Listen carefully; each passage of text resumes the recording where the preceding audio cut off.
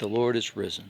It's Easter Sunday morning or afternoon at this point. But anyway, so we were at the hospital for a little while today. They're keeping him sedated, very sedated today. They're trying to just let him rest. They basically shut off pretty much everything they were doing or trying to do and just letting him rest for the weekend, which was fantastic for him and for us, frankly, because it allowed us to sleep a little better last night, probably rest a little easier, knowing that nothing was likely to happen. So it was nice, and it's been really nice not to get any phone calls in the middle of the night too. So I mean, we haven't had one of those kinds of emergency sort of situations, so we're happy about that. Um, anyway, but there, in spite of the fact this quiet weekend and not much going on as far as treatment's concerned, we're really pleased at a couple of different things that have happened that we found out about today. I had a good talk with a doctor today that I like really well, Dr. Anderson, super guy. He's a resident.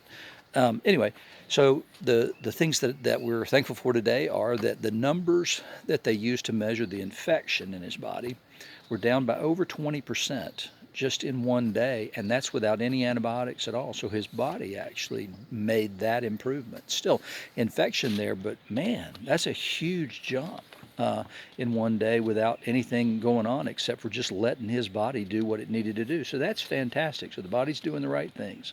And then the second thing that we're excited about was he'll have these things called neurostorms.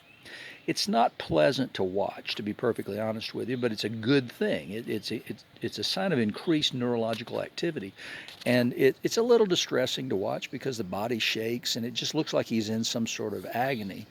But it's probably the fact that his body is now having to process stuff like, what is that in my throat? Why are things there? Why, all that kind of stuff. So we think that's what's going on with the neurostorming. But when he has the neurostorming episodes, his temperature will rise a little bit. It'll spike some.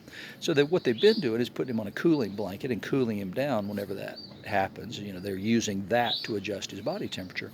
Last night they did say, we're going to let that go. We're going to see what happens. And so the fantastic news is his body adjusted. So the sympathetic nervous system and everything is doing its job. That's fantastic news. So we're happy about both those things. A lot to celebrate this Easter, but nothing as important as the fact that Jesus Christ risen from the dead.